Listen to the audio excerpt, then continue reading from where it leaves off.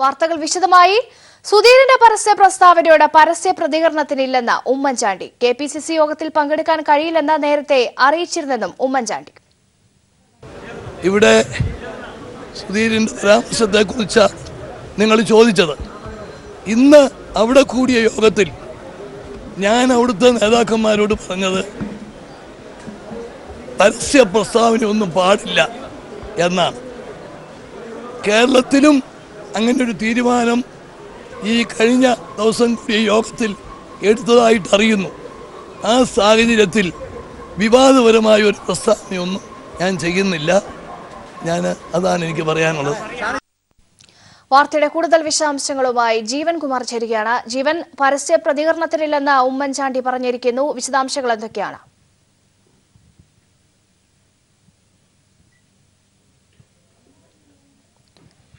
സുധീരന്റെ പരസ്യ പ്രസ്താവനയോട് പരസ്യ പ്രതികരണത്തിലില്ലെന്ന ഉമ്മൻചാണ്ടി. കെപിസിസി യോഗത്തിൽ പങ്കെടുക്കാൻ കഴിയില്ലെന്ന് നേരത്തെ അറിയിച്ചിരുന്നെന്നും ഉമ്മൻചാണ്ടി പറഞ്ഞു. വാർത്തയുടെ വിശദാംശങ്ങളുമായി ജീവൻ ചേരുകയാണ്. ജീവൻ, വിശദാംശങ്ങൾ. ഇന്ന് രാവിലെ സുധീരൻ ഉമ്മൻചാണ്ടിക്കെതിരെ രൂക്ഷമായ പരാമർശങ്ങൾ നടത്തിയതിനൊടുവിലാണ് ഇപ്പോൾ ഉമ്മൻചാണ്ടിയുടെ പ്രതികരണം ആരായുന്നതിനായി തിരുവനന്തപുരം വിമാനത്താവളത്തിൽ നമ്മൾ എത്തിയത്. അദ്ദേഹം ആന്ധ്രയിൽ നിന്നും കേരളത്തിലേക്കുള്ള മടങ്ങി വരികയായിരുന്നു. വിമാനത്താവളത്തിൽ വെച്ച് മാധ്യമപ്രവർത്തകരെ കണ്ട ഉമ്മൻചാണ്ടി വിവാദങ്ങൾക്കൊന്നും താൻ മറുപടി പറയുന്നില്ല. കാരണം പരസ്യ പ്രസ്താവന നടത്തുന്നത് ആന്ധ്രയിലെ കോൺഗ്രസ് നേതാക്കളോട് താൻ വിലക്കിയിരിക്കുകയാണ്.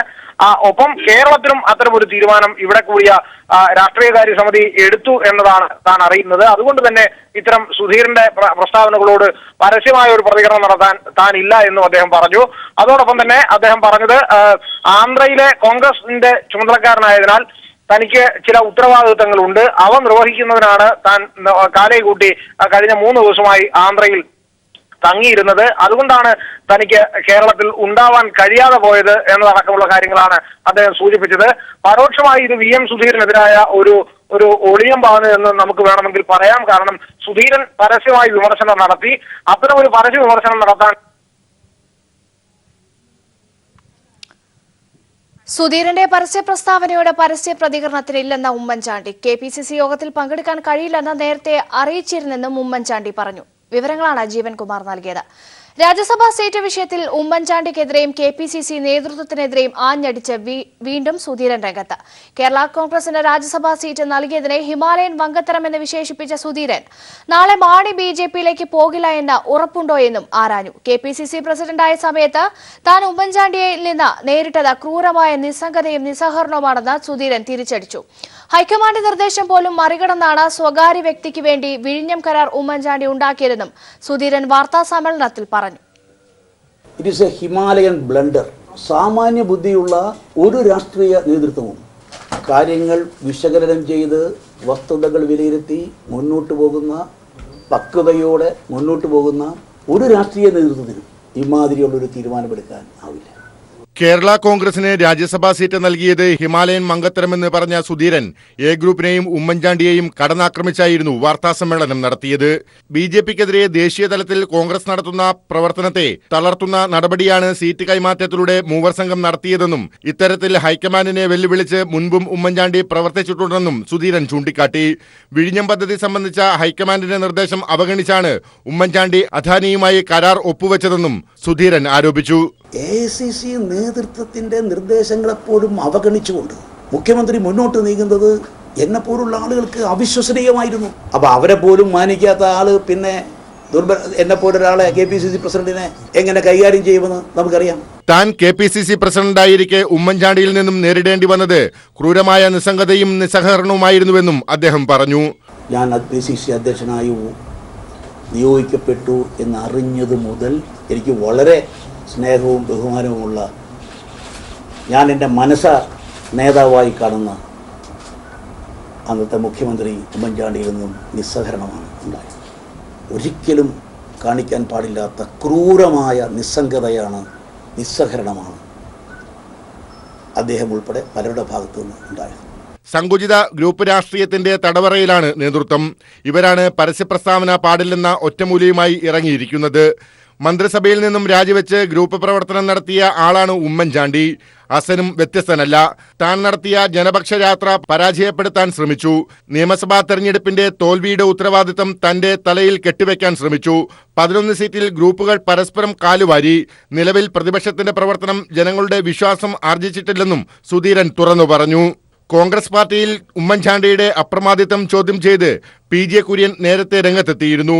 ഇതിന് പിന്നാലെയാണ് ഉമ്മൻചാണ്ടിയെ കടന്നാക്രമിച്ച് സുധീരൻ എത്തുന്നത്. Leslie John, news bureau, Thiruvananthapuram.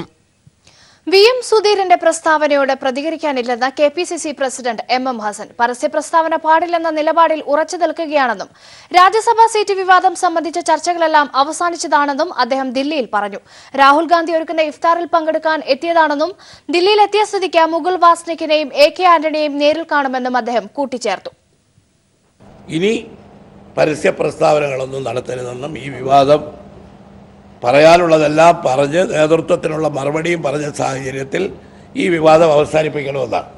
അങ്ങനെ ഒരു തീരുമാനം എടുത്തതിന് ശേഷം പിന്നെ ഞാനത് ഇനി ലംഘിക്കുന്നത് ശരിയല്ല. അതുകൊണ്ട് അതിനുശേഷം വന്ന പ്രസ്താവനയെക്കുറിച്ച് ഒരു മറുപടി പറയാൻ ഞാൻ ആഗ്രഹിക്കുന്നില്ല. കാരണം ഞാനും കൂടി ഇരുന്ന് ഞാൻ എൻ്റെ അധ്യക്ഷതയിലെടുത്ത യോഗ തീരുമാനമാണ്.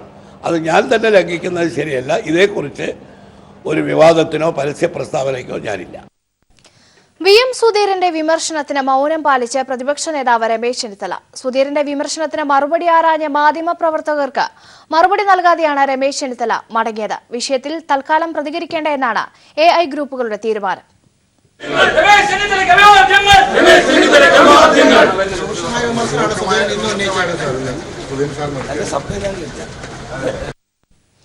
സുധീറിനെതിരെ നടപടി വേണമെന്ന് KC ജോസഫ്. സുധീറിന്റെ നിലപാട് കേന്ദ്ര നേതൃത്വത്തിന്റെ ശ്രദ്ധയിൽപ്പെടുത്തുമെന്നും സുധീരൻ എല്ലാ പരിധികളും ലംഘിച്ചെന്നും KC ജോസഫ് പറഞ്ഞു.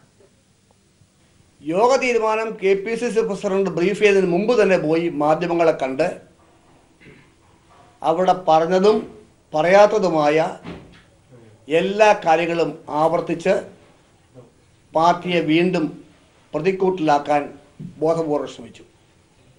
ഇന്ന് കോൺഗ്രസ് ഒരു ദുർബലമായ സാഹചര്യത്തിൽ കോൺഗ്രസ് പ്രവർത്തകരുടെ മനോവികാരം തകർക്കുന്ന രീതിയിൽ അദ്ദേഹം വീണ്ടും പരസ്യമായി വെല്ലുവിളിച്ചുകൊണ്ട് പാർട്ടിയിൽ കലാപക്കൊടി ഉയർത്തുന്നത് വളരെയേറെ വേദനാജനകമാണ്.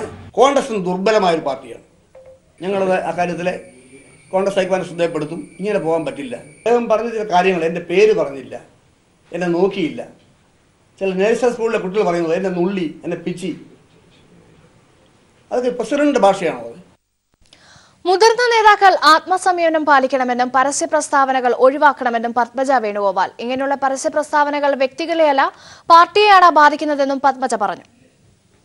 അദ്ദേഹം പാർട്ടി വേദികളിൽ പറഞ്ഞ് തെറ്റാണെന്ന് ഞാൻ പറയില്ല. പക്ഷെ ഇത് പുറത്ത് പറയുന്നത് ഇപ്പോൾ പാർട്ടിക്ക് ദോഷമേ ചെയ്യുള്ളൂ. കാരണം എല്ലാവരും വിഷമത്തിലിരിക്കുകയാണ്. ഇപ്പോൾ ഈ സോഷ്യൽ മീഡിയയൊക്കെ ഉള്ളതുകൊണ്ട് ആരെങ്കിലും ഒരാൾ പറയാൻ കാത്തു നിൽക്കുകയാണ്, അത് ഏറ്റുപിടിക്കാൻ എല്ലാവരും കൂടിയിട്ട്. അപ്പോൾ കഴിയുന്നതും അദ്ദേഹത്തിനെ പോലെ സീനിയർ ആയിട്ടുള്ള മുതിർന്ന നമ്മളൊക്കെ ബഹുമാനിക്കുന്ന ഒരു നേതാവ്, അദ്ദേഹം മാത്രമല്ല എല്ലാ മുതിർന്ന നേതാക്കളും ആത്മസംയമനം പാലിക്കണം എന്നാണ് എനിക്ക് തോന്നുന്നത്. കാരണം അവരൊക്കെയാണ് നമുക്ക് വഴി കാണിച്ചു തരേണ്ട ആളുകൾ. അപ്പോൾ അവർ തന്നെ പറഞ്ഞു കഴിഞ്ഞാൽ അത് എങ്ങനെയാണ് താഴത്തെ തട്ടിലേക്ക് പടർന്ന് പിടിക്കുക എന്നുള്ളൊരു പേടി ഞങ്ങൾക്കൊക്കെ ഉണ്ട്. അതുകൊണ്ട് ഇത് ഇവിടെ നിർത്തിയ ഇനി എന്താണ് മുന്നോട്ടുള്ള മാർഗം എന്ന് എല്ലാവരും കൂടി ആലോചിക്കണം. കാരണം ഇനി അടുത്ത പാർലമെൻറ്റിന് 8-9 മാസമേ ഉള്ളൂ. അപ്പോൾ ഈ ഒരു വഴക്ക് നിർത്തിയില്ലെങ്കിൽ ഇത് കോൺഗ്രസിന് ദോഷം ചെയ്യും. വാർത്തകളിലേക്ക്. നടിയെ ആക്രമിച്ച കേസിൽ CBI അന്വേഷണം ആവശ്യപ്പെട്ട് നടനും കേസിലെ പ്രതിയുമായി ദിലീപ് ഹൈക്കോടതിയെ സമീപിച്ചു. പോലീസ് അന്വേഷണം പക്ഷപാതപരമാണെന്നാണ് ഹർജിയിലെ പ്രധാന ആരോപണം. ഹർജി അടുത്ത ദിവസം കോടതി പരിഗണിച്ചേക്കും. നടിയെ ആക്രമിച്ച കേസിൽ വിചാരണ തുടങ്ങാനിരിക്കെയാണ് CBI അന്വേഷണം എന്ന ആവശ്യവുമായി കേസിലെ പ്രതിയായ ദിലീപ് ഹൈക്കോടതിയെ സമീപിച്ചത്. അന്വേഷണത്തിൽ ന്യൂനതകളുണ്ടെന്നും പോലീസ് തന്നെ കൊടുക്കുകയായിരുന്നുവെന്നും ദിലീപ് ഹർജിയിൽ ആരോപിക്കുന്നു. ജയിലിൽ കിടക്കുന്ന ഒരു പ്രതിയുടെ മൊഴിയുടെ അടിസ്ഥാനത്തിൽ മാത്രമാണ് പോലീസ് തനിക്കെതിരെ കേസെടുത്തത്. മറ്റു തെളിവുകളൊന്നും ലഭിച്ചിട്ടില്ലെന്നും ദിലീപ് ഹർജിയിൽ ചൂണ്ടിക്കാട്ടുന്നു. സിനിമാ മേഖലയിൽ തന്നോട് വൈരാഗ്യമുള്ളവരുണ്ടെന്നും അവർ തനിക്കെതിരെ ഗൂഢാലോചന നടത്തിയെന്നും ദിലീപ് ഹർജിയിൽ പറയുന്നു. അതേസമയം കേസിൽ വിചാരണ വൈകിപ്പിക്കാനുള്ള നീക്കമാണ് ദിലീപ് നടത്തുന്നതെന്നാണ് പ്രോസിക്യൂഷന്റെ വിലയിരുത്തൽ. വിവിധ ആവശ്യങ്ങൾ ഉന്നയിച്ച് തുടരെ ദിലീപ് ഹർജികൾ നൽകവേ ഇക്കാര്യം പ്രോസിക്യൂഷൻ നേരത്തെ ചൂണ്ടിക്കാട്ടിയിരുന്നു. കേസ് വിചാരണയ്ക്ക് വനിതാ ജഡ്ജി ഉൾപ്പെടുന്ന പ്രത്യേക കോടതി വേണമെന്നാവശ്യപ്പെട്ട് നടി സമർപ്പിച്ച ഹർജി ഉൾപ്പെടെ വിവിധ ഹർജികളിൽ പ്രിൻസിപ്പൽ സെഷൻസ് കോടതി ഈ മാസം 18-ന് വിധി പറയും. ഇതിനുശേഷം വിചാരണ തുടങ്ങും. ഈ സാഹചര്യത്തിലാണ് CBI അന്വേഷണ ആവശ്യവുമായി ദിലീപ് ഹൈക്കോടതിയെ സമീപിച്ചിരിക്കുന്നത്. News bureau, Kochi. പാലക്കാട് കഞ്ചിക്കോട്ട് റെയിൽവേ കോച്ച് ഫാക്ടറി തുടങ്ങുന്നില്ലെന്ന് റെയിൽവേ മന്ത്രാലയം. പുതിയൊരു കോച്ച് ഫാക്ടറിയുടെ ആവശ്യകത റെയിൽവേക്കില്ലെന്നും മെയിൻ ലൈൻ കോച്ചുകളുടെ നിർമ്മാണത്തിന് നിലവിലുള്ള സംവിധാനങ്ങൾ പര്യാപ്തമാണെന്നും മന്ത്രാലയം വ്യക്തമാക്കി. കേന്ദ്ര റെയിൽവേ മന്ത്രി പീയൂഷ് ഗോയൽ MB രാജേഷ് MP ഇക്കാര്യം രേഖാമൂലം അറിയിച്ചു. 2008-2009 ബജറ്റിൽ പ്രഖ്യാപിച്ച റെയിൽവേ കോച്ച് ഫാക്ടറിയാണ് 10 വർഷങ്ങൾക്ക് ശേഷം റെയിൽവേ മന്ത്രാലയം തൽക്കാലം തുടങ്ങുന്നില്ലെന്ന് അറിയിച്ചിരിക്കുന്നത്. 2012-13 വർഷത്തെ ബജറ്റിൽ സംയുക്ത സംരംഭമായോ PPP-യിലോ പദ്ധതി നടപ്പിലാക്കാൻ റെയിൽവേ അനുമതി നൽകിയിരുന്നു.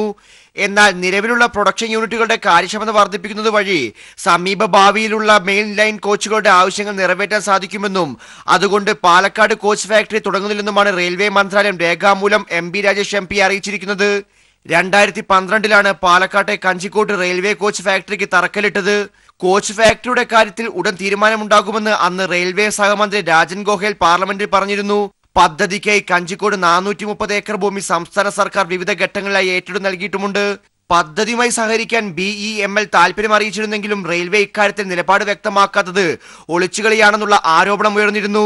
എന്നാൽ ഹരിയാന സർക്കാർ വാഗ്ദാനം ചെയ്ത 161 ഏക്കർ ഭൂമിയിലേക്ക് കോച്ച് ഫാക്ടറി മാറ്റി സ്ഥാപിക്കാൻ റെയിൽവേ നീക്കം നടത്തുന്നതുമായുള്ള റിപ്പോർട്ടുകൾ നേരത്തെ പുറത്തുവന്നിരുന്നു.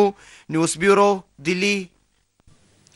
ഫറൂഖ് നഗരസഭാ ഭരണം അട്ടിമറിഞ്ഞു. അവിശ്വാസ പ്രമേയത്തിലൂടെ UDF-ന് ഭരണം നഷ്ടപ്പെട്ടതിനെ തുടർന്ന് നഷ്ടപ്പെട്ട തെരഞ്ഞെടുപ്പിൽ 2 കോൺഗ്രസ് കൌൺസിലർമാരും സ്വതന്ത്രരും പിന്തുണച്ചതോടെ LDF പിന്തുണയോടെ സ്വതന്ത്ര സ്ഥാനാർത്ഥി കമറു ലൈല ചെയർപേഴ്സൺ ആവുകയായിരുന്നു. വൈസ് ചെയർമാൻ സ്ഥാനവും UDF-ന് നഷ്ടമായി. ഫറൂഖ് നഗരസഭയിൽ UDF-ന് ഭരണം നഷ്ടമായി. അവിശ്വാസ പ്രമേയത്തെ തുടർന്ന് ഭരണനഷ്ടമായ UDF സ്ഥാനാർത്ഥിക്ക് തെരഞ്ഞെടുപ്പിൽ 16 വോട്ടുകളാണ് ലഭിച്ചത്. LDF പിന്തുണയോടെ മത്സരിച്ച സ്വതന്ത്ര സ്ഥാനാർത്ഥി കമറു ലൈല 21 വോട്ട് നേടി നഗരസഭ ചെയർപേഴ്സണായി തെരഞ്ഞെടുക്കപ്പെട്ടു. കേരള സർക്കാർ നടപ്പിലാക്കുന്ന വികസന ക്ഷേമകാര്യ പ്രവർത്തനങ്ങൾ MLA-യുടെ പൂർണ്ണ സഹകരണത്തോടുകൂടി ഫറൂഖ് മുനിസിപ്പാലിറ്റിയിൽ എത്തിക്കുന്നതിനാവശ്യമായ എല്ലാ പരിപാടികളിലും ഭരണസമിതിയെ പങ്കാളികളാക്കിക്കൊണ്ട് നല്ലൊരു രീതിയിൽ മുന്നോട്ട് പോകണമെന്നാണ് ആഗ്രഹിക്കുന്നത്. ഉച്ചയോടെ വൈസ് പ്രസിഡന്റ് സ്ഥാനത്തേക്ക് നടന്ന തെരഞ്ഞെടുപ്പിലും സ്ഥിതി ആവർത്തിച്ചു. കോൺഗ്രസ് വിട്ട് LDF-ലേക്ക് വന്ന K മൊയ്തീൻ കോയ വൈസ് ചെയർമാനായി തെരഞ്ഞെടുക്കപ്പെട്ടു. UDF-നകത്തെ വിള്ളലുകൾ കാരണം കോൺഗ്രസിലെ 2 പേർ LDF-നെ പിന്തുണച്ചതോടെയാണ് ഫറൂഖ് നഗരസഭാ ഭരണം അട്ടിമറിഞ്ഞത്. നേരത്തെ 38 സീറ്റിൽ 18 സീറ്റ് LDF-നും 2 സ്വതന്ത്രനും 1 BJP-യും 17 UDF-നുമായിരുന്നു. 2 സ്വതന്ത്രരുടെയും BJP-യുടെയും സഹായത്തോടെയായിരുന്നു ഫറൂഖ് നഗരസഭ UDF ഭരിച്ചത്. News bureau, Kozhikode. നിപ നിയന്ത്രണവുമായി ബന്ധപ്പെട്ട സർക്കാരിന് ഹൈക്കോടതിയുടെ പ്രശംസ. പനിബാധ കണ്ടെത്തുന്നതിനും വ്യാപനം തടയുന്നതിലും സർക്കാർ സത്വര നടപടി സ്വീകരിച്ചുവെന്ന് ഹൈക്കോടതി പ്രശംസിച്ചു. ഇക്കാര്യത്തിൽ കേരളം മറ്റ് സംസ്ഥാനങ്ങൾക്ക് മാതൃകയാണെന്നും ഹൈക്കോടതി വ്യക്തമാക്കി.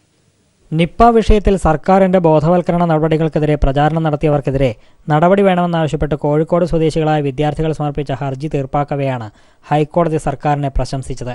നിപ്പ പനിബാധ കണ്ടെത്തുന്നതിലും പകരാതിരിക്കുന്നതിനും സർക്കാർ സത്വര നടപടി സ്വീകരിച്ചുവെന്നാണ് കോടതിയുടെ പ്രശംസ. ഡോക്ടർമാരുടെയും നഴ്സുമാരുടെയും മറ്റ് ആരോഗ്യ പ്രവർത്തകരുടെയും പ്രവർത്തനം അഭിനന്ദനീയമാണ്. കേരളം ഇക്കാര്യത്തിൽ മറ്റ് സംസ്ഥാനങ്ങൾക്ക് മാതൃകയാണ്.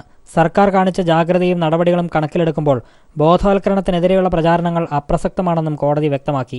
സർക്കാരിന്റെ ബോധവൽക്കരണ പരിപാടികൾക്കെതിരെ സമൂഹമാധ്യമങ്ങളിലൂടെ പ്രചാരണം നടത്തിയ മോഹനൻ വൈദ്യർ അടക്കമുള്ളവർക്കെതിരെ നടപടി ആവശ്യപ്പെട്ട് കോഴിക്കോട് സ്വദേശികളായ നിയമവിദ്യാർത്ഥികൾ ഹൈക്കോടതിയെ സമീപിച്ചിരുന്നു.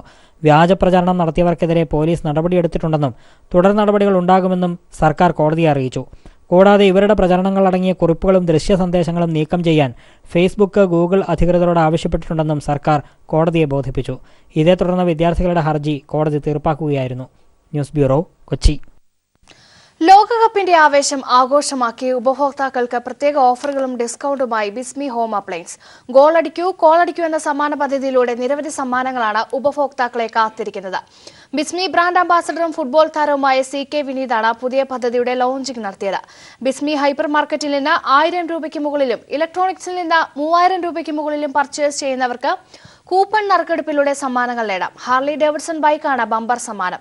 കേരളത്തിലെ മുഴുവൻ ഷോറൂമുകളും ലോകകപ്പിനെ വരവേൽക്കാൻ തയ്യാറായി കഴിഞ്ഞതായി MD അജ്മൽ VA അറിയിച്ചു. മൈജി മൈ ജനറേഷൻ ഡിജിറ്റൽ ഹബിന്റെ മൈഗോൾ ഓഫർ ആരംഭിച്ചു. ഫുട്ബോൾ ലോകകപ്പിന്റെ ഭാഗമായാണ് ഉപഭോക്താക്കൾക്കായി വൻ ഓഫർ നിലവിൽ വന്നത്. ജൂൺ 30 വരെ നിലവിലുള്ള ഓഫറിൽ സ്മാർട്ട് ഫോൺ, ടാബ്ലറ്റ്, വാച്ച് എന്നിവയ്ക്ക് 50% വരെ വിലക്കുറവ് ലഭിക്കും. ഇതിന്റെ ഭാഗമായുള്ള റോഡ് ഷോ കോഴിക്കോട് ആരംഭിച്ചു. MyG marketing general manager Aneesh Siyar flag off ചെയ്തു. MyG state head Muhammad Jason, AGM Firoz എന്നിവർ ചടങ്ങിൽ പങ്കെടുത്തു.